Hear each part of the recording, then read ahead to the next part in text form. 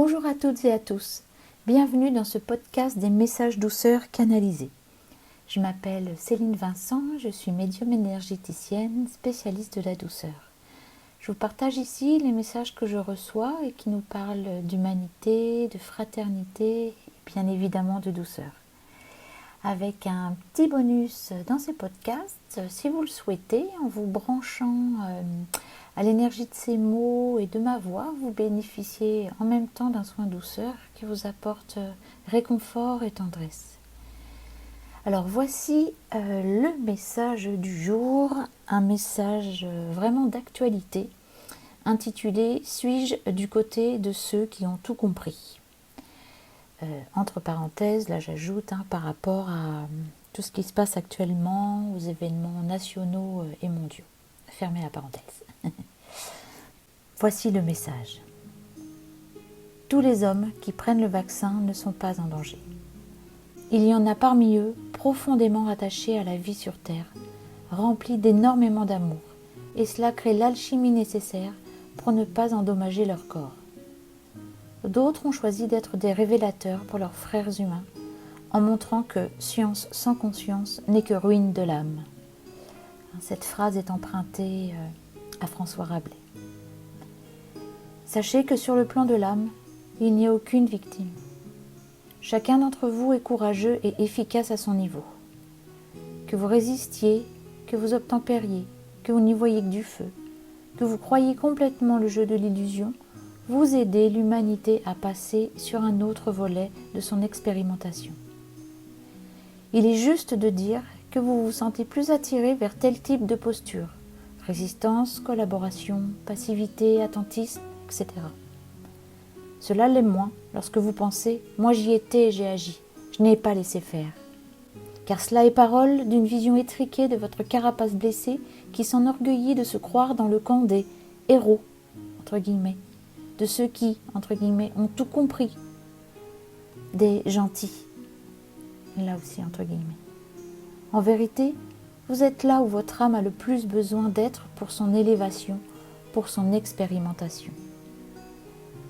Ce qui influence les événements est le degré d'amour que vous ressentez.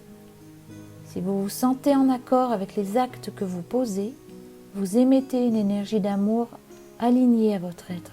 Et c'est cela qui crée le décor de vos vies. Peu importe que vous suiviez la trame narrative des médias de masse ou celle des lanceurs d'alerte. Ce qui a de l'impact, c'est ce qui vibre en vous. Agissez-vous en votre âme et conscience ou avez-vous remis votre pouvoir à d'autres? Comprenez-vous? Ce qui a de l'importance est votre processus intérieur. C'est le degré d'amour que vous ressentez pour toute source de vie qui a un impact sur la matière. Que vous soyez d'un camp ou d'un autre ne fera qu'alimenter les livres d'histoire. Et si vous remplaciez ces livres par des livres de conscience, qui focalisent plus sur l'énergie activée plutôt que sur la forme, qui empêche de voir clairement et fait répéter les mêmes errements. Se positionner est important, car cela active l'ancrage de l'amour. Par contre, il n'y a pas de bon ou de mauvais positionnement, il y a accord avec soi-même. Joie en vos cœurs. Ouh. Ouah. Je trouve ce message très fort. Voilà, personnellement, il est venu me bousculer quand même. Et il est venu toucher voilà, ce qu'on a coutume d'appeler l'ego. J'aime beaucoup parce que en fait, dans le message, à un moment, ils en parlent, oui, et ils disent votre carapace blessée.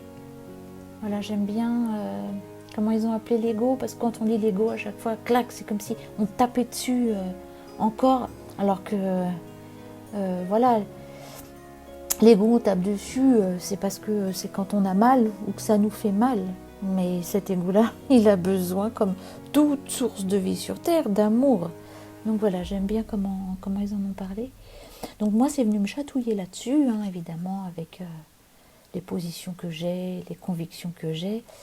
Et voilà, et pourquoi je trouve ce message très fort, c'est parce que ça nous montre que nous ne pouvons vivre que notre propre expérience en fait, et que vraiment bien malin, celui qui juge l'expérience d'autrui.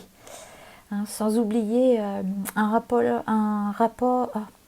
Sans oublier un rappel constant en fait dans les messages que je reçois, c'est que c'est vraiment notre capacité à aimer et à s'aimer qui modèle, qui modélise la matière. Voilà. Hein, la forme étant le reflet de notre degré d'amour.